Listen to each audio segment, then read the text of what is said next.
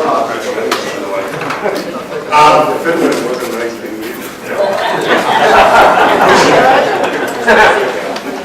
Presentation today is that we're going to have the International Team Development Road to Success. Frank Buffa to my right here has coached several international teams. He owns Buffa Bowling and Buffa Studios in Canada. He's a USBC Go Coach, one of the founding members of the Go Coach program internationally. He works on our advisory committee for the USBC Go Coach program, and probably one of the most well-traveled, well-respected coaches in the world. Then we have his son, Mark. Mark is a Team Canada player who at the latest World Championships won gold medal in trios, and very good performance there, Mark. He is a world champion.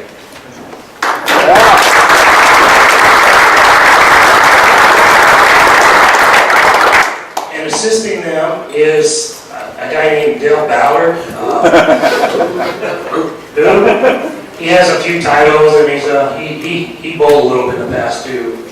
Very, very good coach. But so I don't take too much of their time. This is one of my presentations I'm really looking forward to. So I'm going to turn it over to Mark and Frank and Dale. Okay, so thank you everybody for being here, and I'd like it to be more of an open discussion if we can also, because I know there's a lot of international coaches here. Can we see how many there are here? Quite a few. Awesome. Great. And we'd like to share your experiences also with everybody else. We know that it's quite a rewarding experience to coach internationally. And it's not the same like coaching locally or coaching your high school football, bowling team or college. It's completely different. So we're going to look at certain points that I know maybe a lot of you are interested in coaching internationally. What do you need actually to do? So these are the points that I'm going to try and bring out to you. All right? Now, how did it get to that point? Well, it's quite a long story on my part, but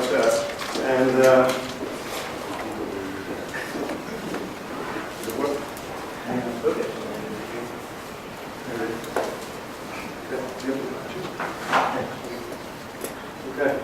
So, I was, just to give you a brief story about myself, I immigrated with my parents from Italy to Canada back in the late 1959, and got crazy about bowling. When I was a young kid, everybody used to bowl. In high school, we had high school programs, after-school leagues, and back in Canada, if you don't know, in Quebec, we have duck pin bowling. Small balls, small pins with rubber bands around them. So everybody used to play that. And then one day they had a high school 10-pin bowling competition. So I joined that, and then when I started that, that was it. It was finished with the small balls. I went on with the 10-pin balls. And back in those days, we used to watch bowling every Saturday afternoon. We used to watch the best bowlers, and we learned from them. There was no coaching. I didn't have a coach until I saw Fred Borden in the 80s. But we had no coaching. I don't know how it was in Europe and everywhere from where you came from, but I didn't have that. We didn't have any ball drawers. The mechanic was drawing 3 holes. So my hands, forget it. Talking about ball fit, we were talking recently here the last couple of days about ball fit. Imagine ball fit in those days. It was awful. My hands were bloody and everything. So the first thing I did, since my job gave me permission to have the whole summer off, I wanted to learn how to drill point balls. And I started in my basement. Bought myself the what was it called, Mark? First, I don't know, I was like 3 years old. The old, I remember it was green and it was huge. What's the Oval-Matic? I think it was one of the first machines that came out. I brought it to my basement and I said, I'm going to draw bowling balls. And I'm going to learn from the best. So I went down to Rochester, and learned from Ray DeSano. I don't know if anybody knows. Yes. He taught me everything about drilling. So I went back home and I started drilling in my basement. And pretty soon, my God, I had people coming from 500, 600 miles coming to me to get their balls drilled. So it was quite something. So let's make it short. What I then wanted to know was, I was a 175, 180 average bowler. And I couldn't improve because I didn't have any coaching. So I said, I'm going to fix that. I'm going to go see Fred Borden. So, Fred, thank you again for being there for me. I have friends in Cleveland, so every summer I'd say, tell my mom, okay, let's drive to Cleveland to see our friends. And at the same time, I went to see Fred. And Fred was, he's the guy that got me into coaching. Because once you see Fred's passion for the game, it was just amazing. How many times did we travel together, Fred, after that? A lot of days, a lot of fun, buddy. Oh my God, we went all over our province, Quebec. With Fred, we had clinics, we did so many things for the sport of bowling. And, I thank you again, and thank you for everything you did for the sport for us. And anyways, this is it, and then I got into coaching, yes. The first coaching job for me was, well, before that, my goal as a bowler was to make the national team. I was a 175 average bowler and I want to make the national team. Oh my God, good luck. But thanks to Fred, I went to see him a couple of times, and I finally reached my goal. And I was 50 years old when I reached my goal, but I reached it. I never gave up. All right? So I worked pretty hard at it, and I think everybody here, if you have a goal and you want to reach it, if you work hard at it, you will get there. Okay? And this is not just for bowling, it's for life also. Okay? So, hey, I had a pretty good job. I used to teach physics. Great job. But my passion was bowling. Okay? And that was my life, bowling. So I started with, like I said, drilling ball in my basement. From there, then I went to a pro shop. I had my little pro shop. And then I started growing. Then I became a distributor. And now, if you don't know, well, we're probably the biggest in Canada, and we do everything from A to Z. Anything you need, you can call us, and I have probably the best staff assembled that you can find. And you need that. You want to be successful, you need to have the best people working for you. And I'm lucky enough to have a son like Mark, who has such a passion for the sport. If you never talk to him, make sure you talk to him about our sport. And I'm blessed that we have that. And I wish that everybody else could do the same thing. Could have the same thing also. So I'm very lucky for that. So anyways, I got my first job in 2000 coaching. Italy calls me up because I can speak Italian and French. So Italy calls me up and they say, we need a coach. So I said, okay. So at that time we had the European Championships in Nataya in Israel. Does anybody here remember that? You did? So anyways, I was coaching the men and the women back then. And thank goodness, too bad that Dr. Dean is not here, talking about women. But Kim, is Kim here? No, Kim is not here. Anyways, coaching the women was quite something else. What an experience it was for me. First time coaching, you coach the women. After 3 days of the competition, we were in first place. Okay? The next day, the next morning, I get up, go for breakfast, and all the women are crying. They didn't sleep all night.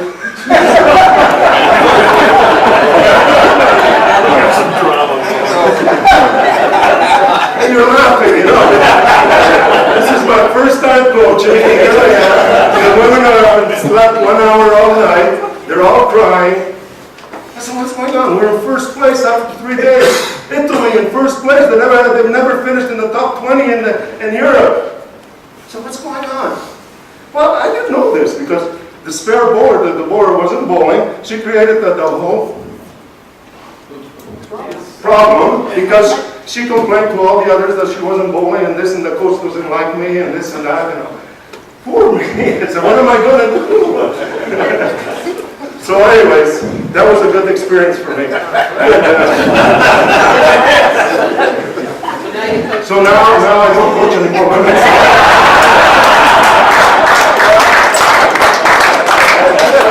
I was smart and I went to Dubai and that.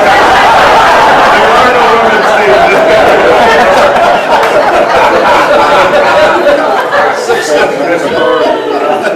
So anyways, the story, the end of that story was that we finished, the women finished tied for third, okay? But we got knocked off in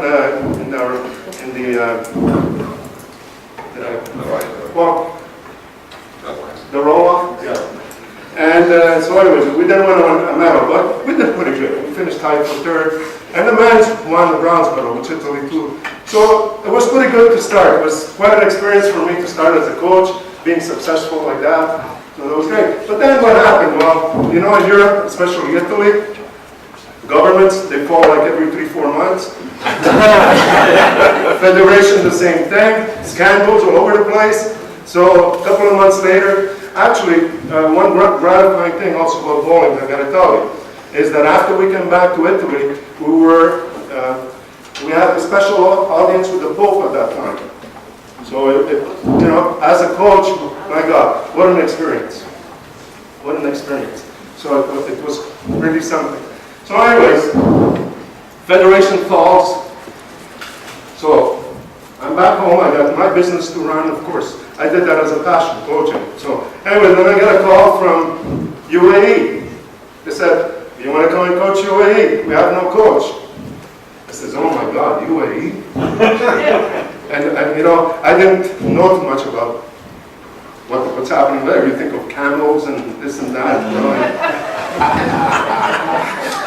I says, I don't know. But a friend of mine, they used to live in Canada with us, is the manager of the center in Abu Dhabi.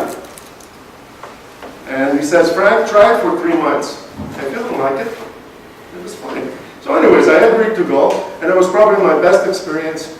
I had the best time as a coach, and you know, I would wish this on everybody, because I really had the greatest time of my life. It was 4 years in UAE. I mean, I had a great time. And we won a gold medal at the World Ranking Championships, World Ranking Masters in Moscow in 2004. And this is an experience that I will always remember all my life. Because this is what coaching should be. You got to be recognized as a coach. And, you know, the ruler of the country invited us to his palace for a special celebration. When we left, when we won the gold medal, the embassy in Moscow sent a special driver, limousine, to pick us up, and they took us all over the place. When we got to the airport, we had flowers, we had everything waiting for us. On the airplane, they had a huge cake for us, going back to Dubai. They gave a piece of cake to every passenger on the plane, over 300 passengers. And they told everybody, we have the gold medal champion here on the plane. You get to Dubai, you don't get off like everybody else. They come and pick you up with limousines at the bottom of the plane. They take you to a conference room. You have TV cameras, you have reporters. I mean, you felt like, wow, this is what bowling should be all over the world. I mean, what an amazing feeling. I mean, I felt like, wow, I mean, awesome. You know, you feel like any other sport that is successful. You know, you're being treated as a champion. And this is what we're missing in our sport. I mean, my son wins a gold medal for Canada, doesn't even get a call from the president of the federation. I mean, how sad is that? Not even one little party, not even saying we're going to buy the team a supper here in Las Vegas, when we were in Las Vegas. Nothing. I had to treat them out for supper in Las Vegas because they won a gold medal. So how sad is that? You know? So I'd like everybody to have that moment like I had over there. This is what makes coaching fun. This is what wants me to get going and to continue. Okay? I've had many other good experiences because after that, I was in Qatar and you took over for me. But also, there could be very negative experiences too, coaching internationally. And this is what we're going to touch on. You've got to be very, very careful. I've had a lot of friends that I know that coached after me and got into deep trouble. And I think that the WTBA, like we already talked about it, setting up a committee on international coaching, where we train you. If you want to be an international coach, we train you and tell you this is what you got to do. Okay? And if we can assemble a group of coaches by the WTBA, okay, we're certified by whoever. And everybody who needs a coach, if a country needs a coach, will call WTBA and say, well, I need a coach for our country. Then we can get them out of this pool. Okay? Very important. If we want to be professional, this is the way we got to do it. Have any questions? I talked too much, sorry. So yes, it's very interesting, yes. So anyways, we see here Mohammed Al-Kubaisi won the gold medal, and also, by the way, when we left, the ruler gave him a little envelope with like $100,000 cash in the envelope. Wow. As a thank you note. As a thank you note. You know, so how does that make you feel?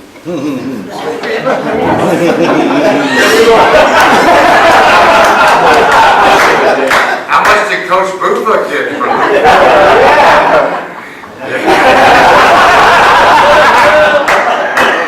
Allie doesn't talk very much. Anyways, okay, so Was the cake good? yes. I would just like to know, after going through the Hall of Fame, how many people in this room have been selected to be a part of the Hall of Fame, the Bowling Hall of Fame. Could we have them stand up and recognize them? Come on, Carol, come on. Come on, come on.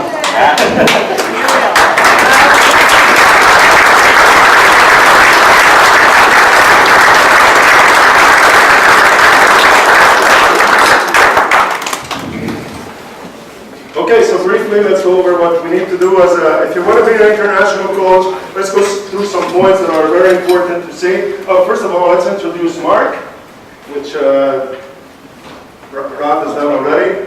Okay, and like I said, Mark is such a hard worker, and he went through the program with Wichita State with Gordon, and I thank you, Gordon, for what you did for Mark. Not only does he come out of there as a great bowler, but also as a great person. He changed quite a bit, and sometimes you as a parent, this is what you want to do. You can't always be with your son. Okay, sometimes he needs that space. And I thank you for everything you did for Mark, because you made him quite a super person over there. And you changed him so much, which is great to see. So I suggest to everybody here, if you have kids, send them to these schools. I know now there's many more schools out there. Okay? It's great to see that. And we need more people like this in bowling, because these are the models that we want for bowling. We don't want to always keep hearing about the guys who get into trouble because of this, because of that. No, we want to hear the good stories about the successful people in bowling. And those that have a passion for our sport and are looking to bring us to the next level. Because right now we're very low, our level is pretty low. And it's people like you guys and the youth like this that's going to start bringing the sport back up. Okay, to what we were. Like I said, when I was young, there were no coaches.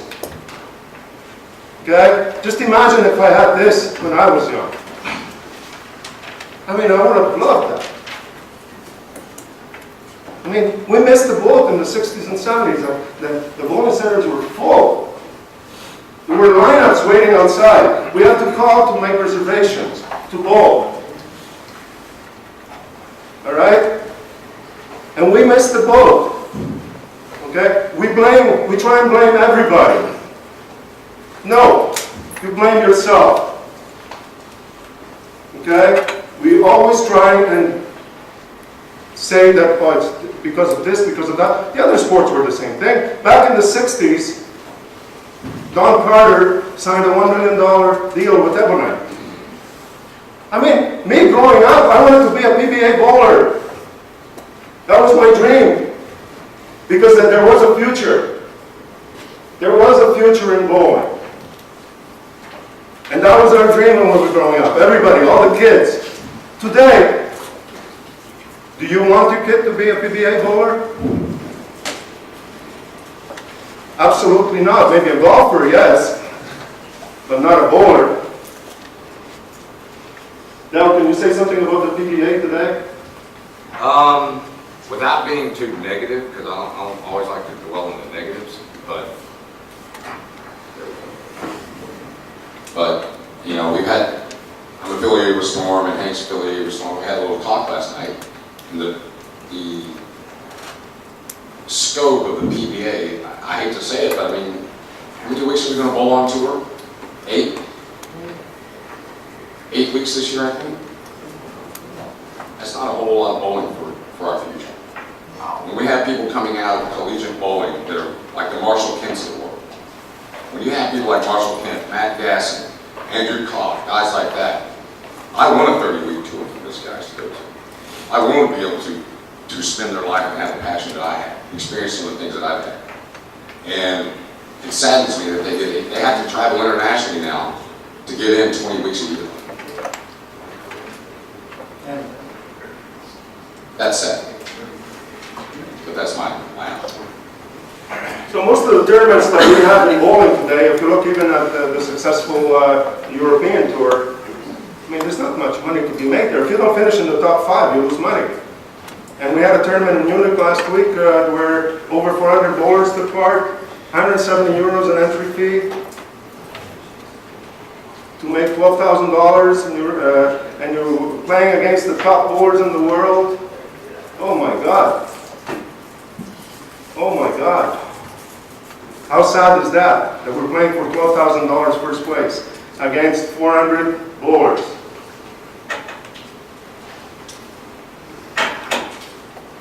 This is what our sport has gotten into, you know? And a lot of them are going every week to week from tournament to tournament hoping that they'll make some money. So a lot of them are living in, the French fries every day. A lot of them. It's sad. It's sad to see that in our sport. We should be playing like golf. We should be playing for $1 million tournaments, not $10,000. Why back in the 60s we were ahead of golf and all these other sports, and now we're so far behind? And because I think I have to blame the leadership. There were no leaders. We didn't have any leaders back then. There was no vision for bowling for the future. Nothing. We blamed the recession. We blamed everybody else except ourselves. And the same thing with the World Championships. It should be a showcase for bowling, but I was pretty upset at the last one in Las Vegas. What happened? I mean, terrible for World Championships to be this way. You know, we have to involve everybody, all the companies. We involve all the universities. Have them there at the World Championships. Showcase what you have, what you have to offer for bowling. Okay? So when we have that 1.5 hour break, when we're doing the lanes, there are these people over there. Okay, what programs do we offer here? Have all the bowling companies showcase. Joint bowling balls. Everything. It should be a showcase for bowling. That's what the World Championship should be. Where you are proud to be there. You want to be there. But this is not the case. So we have to make that. We have to work together to bring this to this level. Are we ready to do it? Well, we need to do it. Not are we ready to do it. We need to do it. I own a company, very successful company. And this is what we always strive to do. Okay? It always starts from the top. And if you work hard at it, like I said, well, we can do it. And I mean, look at all the people we have here this past few days. I think everybody wants to do something, wants to work for bowling. So, once again, I'm getting off the top. Okay, so today's topics, we're going to look at the coach-athlete relationship, the training environment, and the athlete's self-awareness. Then we'll also talk about the characteristics of a good coach and team building exercises, and then we can have an open discussion about the subject.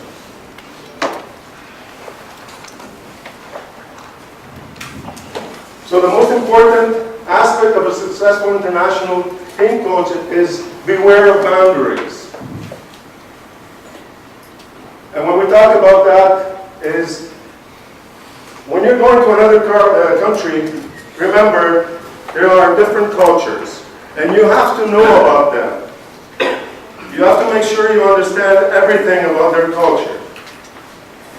And you have to adapt to their culture. And you got to be very, very careful how you behave. And if English is a second language, make sure that you speak slowly to them.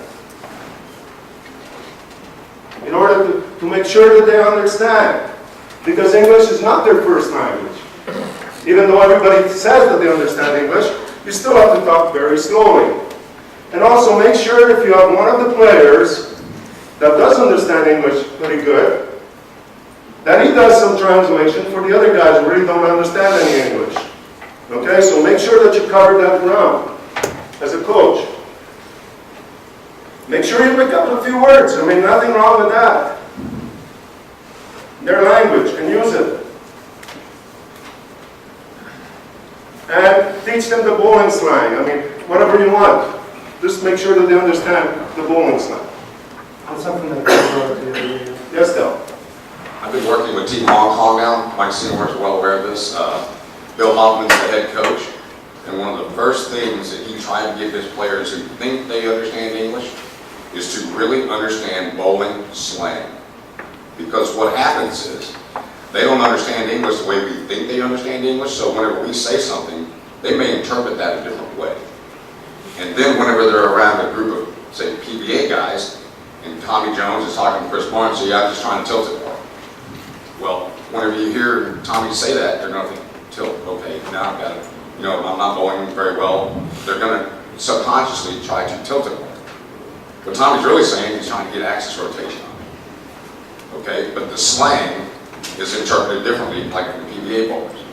So to me, we had tried to teach them 4 or 5 bowling terms, slang terms, to where we can just make one little comment, one little comment, one little comment, and then they can understand those terms.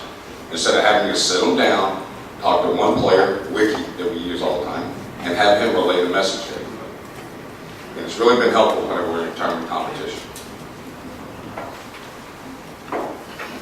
Always be the coach.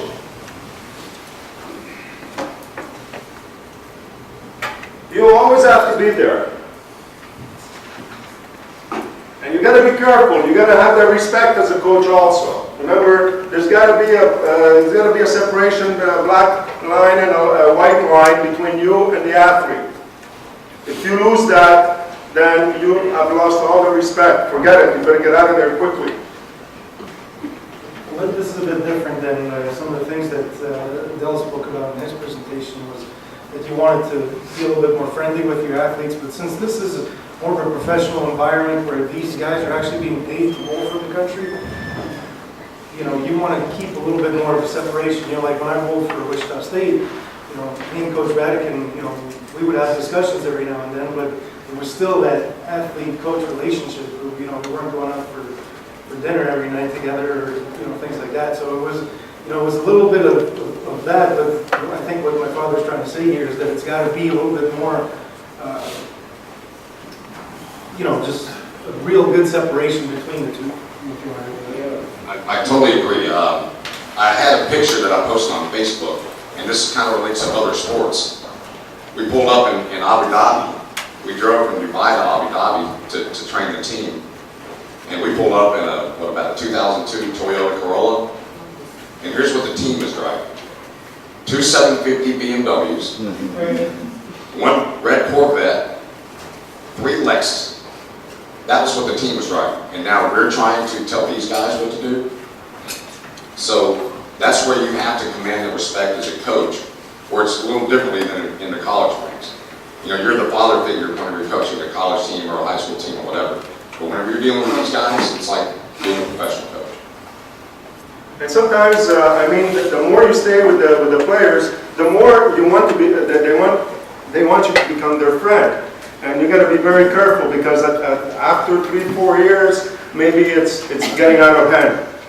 Okay, so this is where sometimes you have to say, okay, maybe I got to get out of here right now because I lost control. And once you become a friend, you start losing control of everything that's going on. All right, any questions?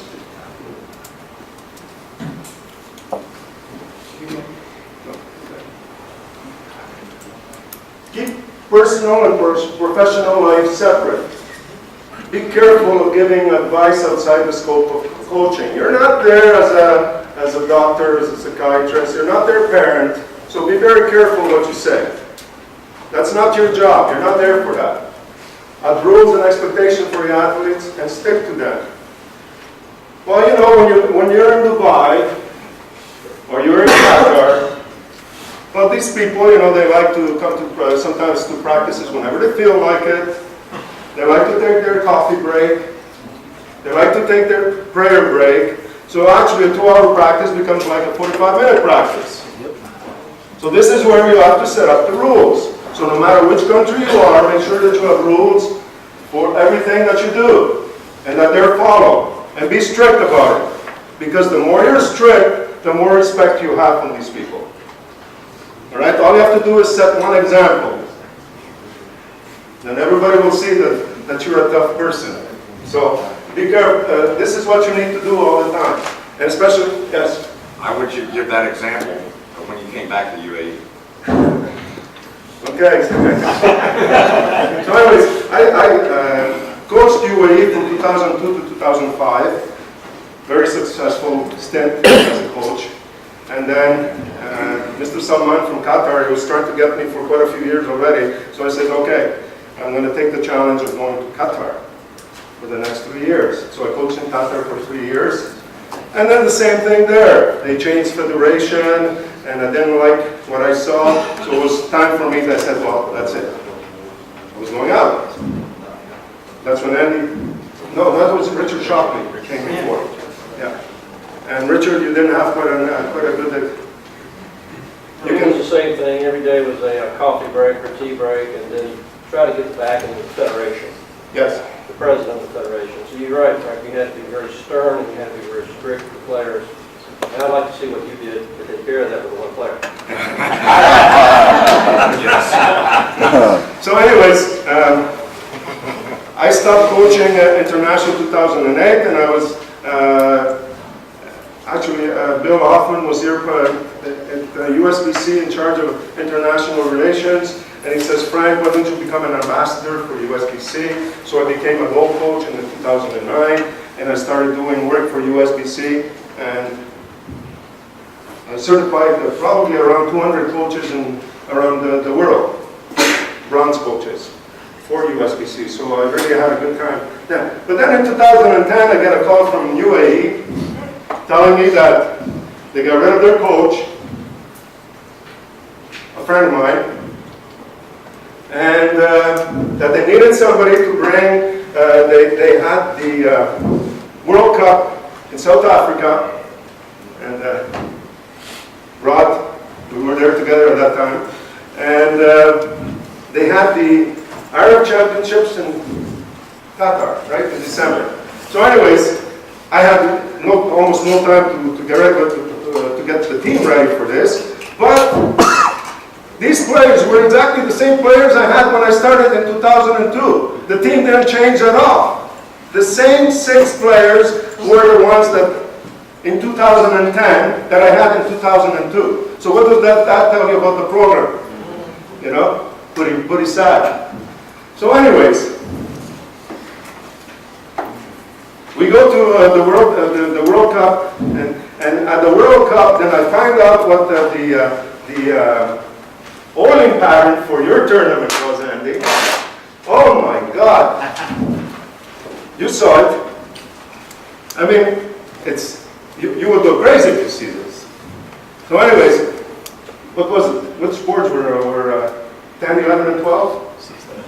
So boards 10, 11, and 12 on the left side and the right side were dry all the way down. There was flat oil everywhere else. Okay?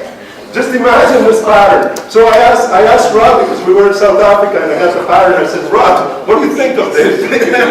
What did you say, Rod? I can't say it publicly. It was quite a challenge. I mean, and I didn't have the time to get these guys to practice and bowling balls, get them ready with bowling balls for this tournament, you know? So what happens? On the singles event, Egypt wins a gold medal. Egypt, you know? I mean, these guys threw the ball like, you know, if you see these guys. So anyways, UAE, well, we didn't win any gold medals. So we go back to Dubai, and the players blame everything except themselves. They blame the assistant coach, they blame me, they blame anything. Why? Because they were spoiled, they thought they were the best bowlers over there. So anyways, they went even to the newspapers and to the sports minister and put this on the papers. So anyways, I went back home for Christmas, and when I came back in January, I went to the federation and I said, I want to suspend all these players for 6 months. I'm going to suspend every one of these for 6 months. That's not the way to behave. I said, if you want me to coach, because they wanted us to take them to the Asian Championships in Hong Kong in September, I says, this is what I want to do. So everybody who was in the federation said, did they back me up? They said 100%. I said, I don't need this job. I can go back home and work in my business, or I can do work for USBC. I don't need this job, but I'm doing this as a friend. So anyways, they were suspended for 6 months. They cried because they got no pay. They couldn't go to any tournaments because all their tournaments were paid. And they used to go to like 2 tournaments a month. Okay? They stayed in 5-star hotels all the time. They were treated like king. Now they lost all those privileges. So they said, well, you can't replace us. I says, oh yeah, you want to see? So I had a trials event and I had 47 boards come out. And I said, I'm going to pick 12 boards out of these 47 and I'm going to work with them and show you guys that I can do something with these people. So what I did, I had the trials, and I told the guy who finished first, you're going to be represented, going to the World Cup next year. It's not going to be any of the old guys, it's going to be you guys. And the second guy, you're going to make the team in September in Hong Kong. So 2 guys from the trials directly on the team. My God, that really shook up everybody else. Because now there was only 4 spots left. And they had to fight between the 6 boards who got fired. There were 4 spots that they had to fight between themselves. So it was good for me because they were out there practicing every day. It's true. We didn't work with them. I never worked with them. I worked with the new guys. I developed some pretty good bowlers out of that group. And they were really, they couldn't believe it what we did, what I was doing. That I was developing in such a short time, pretty good bowlers. And I took these bowlers out to tournaments with me. Okay, so when the time comes to select the team for Hong Kong, so this is when Dell came out to help me out also. So I took 2 new bowlers and took 4 of the old ones, and Guess what happened? guess what happened? We win a gold medal, we win a silver medal, we win a bronze medal. We finished second behind Korea. So everybody was happy. You know, but this is the story. This is as a coach, this is the way you gotta behave. You have to be strict with the players. And if you're too much friends with them, then you cannot do this. It's going to hurt to put somebody and say you're suspended for 6 months. Okay? I wasn't, like I said, I was teaching physics before, and I dealt with a lot of students that I had to do the same thing. So for me, it was not a problem doing it. And also for me, it was not a problem because that was not my major. I didn't need the money to coach. I was there to help the federation. I had a job. But some cases, some people, they live on that, and if they lose that, then they have nothing else to do. And it's different. How was your stay in Qatar? Want me to defend the lane conditions or? No, that's fine. It was very difficult, really difficult. You got the backing of the federation when you implemented those ideas. Pedro is the junior coach. Yes. There's a whole difference between what happens in the junior and Yes. what happens in the senior. Yes, that's what I will, I'm working there, and Stand up. okay. I'm working there, and if you ask me, I will answer completely different what Frank, Andy, and Richard can say. For me, working Qatar is working in heaven. What is the difference? Well, I'm in charge of the youth program in the youth development, and before my jobs were 2 years in Kuwait, and 4 years in Hong Kong. In a very special moment